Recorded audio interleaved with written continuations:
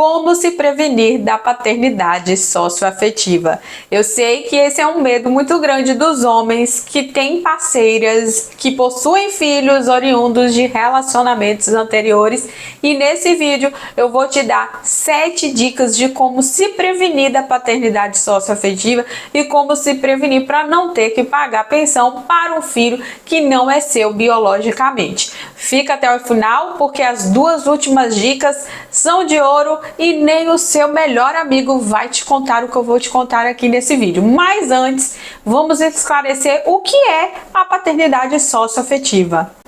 Paternidade socioafetiva é o nome que nós usamos no mundo jurídico quando existe um vínculo afetivo entre pai e filho, mas não existe um vínculo biológico.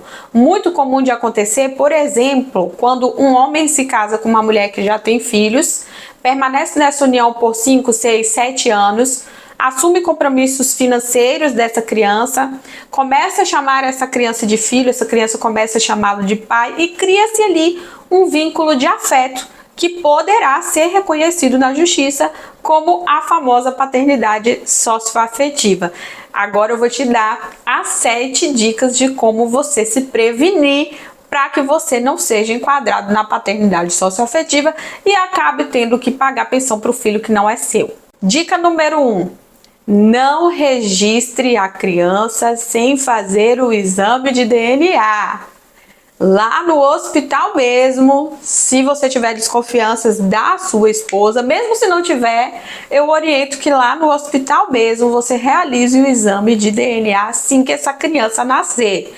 Aproveita o exame do pezinho, que eles já vão tirar sangue da criança, e faz o exame de DNA, de preferência sem sequer que a mãe saiba. E não, você não está cometendo nenhum crime, não há nada de errado nisso. Ela não vai poder te processar posteriormente pedindo danos morais porque você fez isso, não. Isso é um direito seu. E mesmo se você já registrou uma criança, essa criança já cresceu, já tem 2, 3 anos e você convive com ela, você pode sim fazer o DNA nos seus dias de convivência e não precisa contar para a mãe que você está fazendo isso. Então, a primeira dica é: não realize o registro da certidão de nascimento dessa criança com o reconhecimento da paternidade voluntário sem fazer o DNA e ter certeza que esse filho é realmente seu. Dica número 2. Se casou com uma mulher que tem filhos, não assuma os compromissos financeiros dessa criança. Não pague escola, não pague plano de saúde, não se torne o provedor dessa criança, porque essa criança já tem pai e mãe.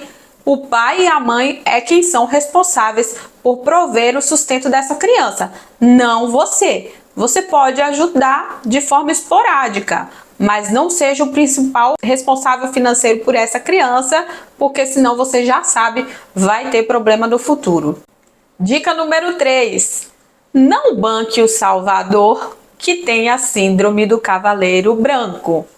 Ai, tadinha dela, foi abandonada pelo pai e agora o pai dos filhos dela também está abandonando ela e as crianças, e eu vou bancar o resgatador e tirar essa princesa da torre onde ela está abandonada. Então você, no seu pensamento, você pensa: poxa, eu não fui o primeiro, nem o segundo, nem o terceiro, nem o sexto, mas eu serei o último. Pegou a referência?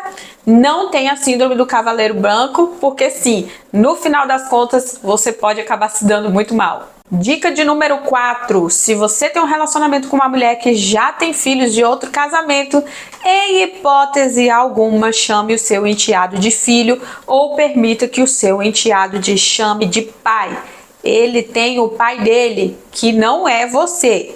E por que eu digo isso? Porque se eventualmente no futuro essa mulher e essa criança ingressem no judiciário contra você pedindo o reconhecimento da paternidade socioafetiva para receber uma pensão socioafetiva, a primeiríssima coisa que o juiz vai fazer é pedir que uma psicóloga e uma assistente social realizem um estudo do caso para verificar se há esse vínculo socioafetivo, e a primeira coisa que elas vão perguntar para essa criança é quem é o pai dela e se ela reconhece você como pai.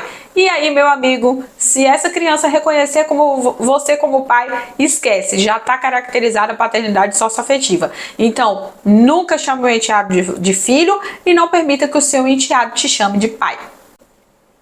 Dica de número 5. Faça com que o seu enteado saiba o nome completo do próprio pai e reconheça a sua imagem, ainda que ele não conviva com o próprio genitor.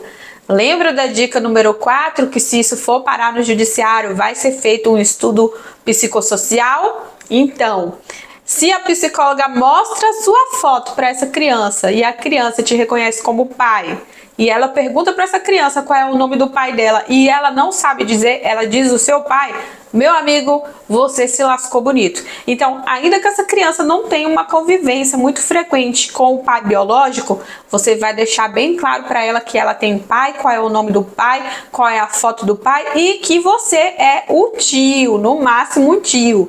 Jamais permita que o seu enteado te chame de pai e te reconheça como pai.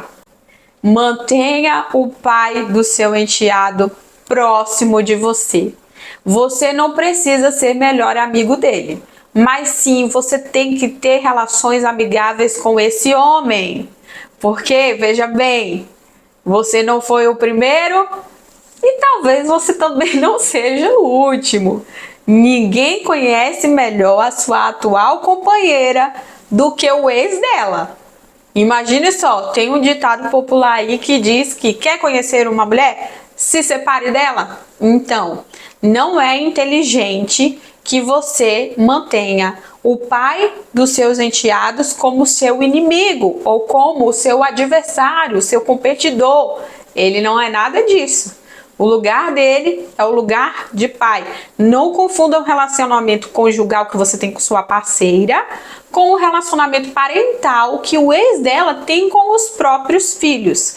Então é inteligente que você mantenha relações amigáveis com esse homem. 7ª e última dica, essa dica é de ouro e nem o seu melhor amigo vai falar isso para você, mas eu vou. Nunca subestime a capacidade que uma mulher ressentida tem de acabar com a sua vida.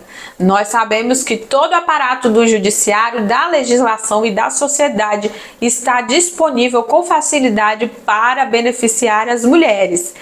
Eu não posso aqui falar que em 90% dos casos elas são beneficiadas na justiça, mas vamos supor que seja em apenas 1% dos casos. Esse 1% já acaba com meio mundo.